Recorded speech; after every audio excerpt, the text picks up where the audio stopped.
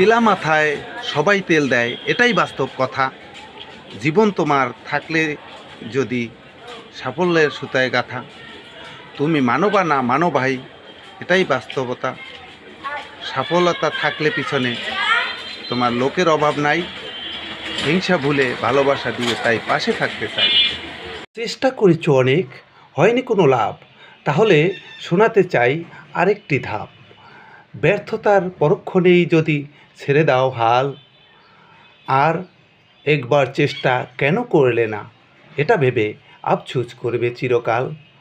রাতের শেষে ভোরের সূর্য সে তো উঠবেই, চেষ্টা করো, সফলতার ফুল ঠিক একদিন ফুটবেই। ধন্যবাদ। বিল্লাল ভাইয়ের সুন্দর উপস্থাপনাটা আপনাদের আমি একটু শেয়ার করলাম। ভালো থাকবেন, সুস্থ থাকবেন, হাল ছেড়ে দেবেন না, এটাই আমারও কথা। ধন্যবাদ। মানব জীবনে একজন নারীকেই সম্পূর্ণ সুখী করা সম্ভব হয়ে ওঠে না, তারপরে আরেকটা বিয়ের কথা মানুষ ভাবে কী করে, আমি বুঝেই উঠতে পারছি না। ধন্যবাদ। মানুষ বেঁচে থাকার জন্য কত প্রকার সে ব্যবস্থা নিয়ে থাকে বা প্রযুক্তি ব্যবহার করে, কিন্তু যার জন্য এই বাঁচা তাকে নিয়ে একবারও ভাবে না। এই পৃথিবীতে সেই সৃষ্টিকর্তার স্মরণ সে একবারও করে না। এটাই হলো বাস্তবতা, এটাই হলো আজব জিনিস। ধন্যবাদ। ভালো থাকবেন, ঈশ্বরকে স্মরণ রাখবেন। কারো কারো কথায় জানা যায় বলে, যদি জীবনে শান্তি পেতে চান তাহলে মদের নেশায় ডুবে থাকুন, নারীর নেশায় ডুবে থাকুন।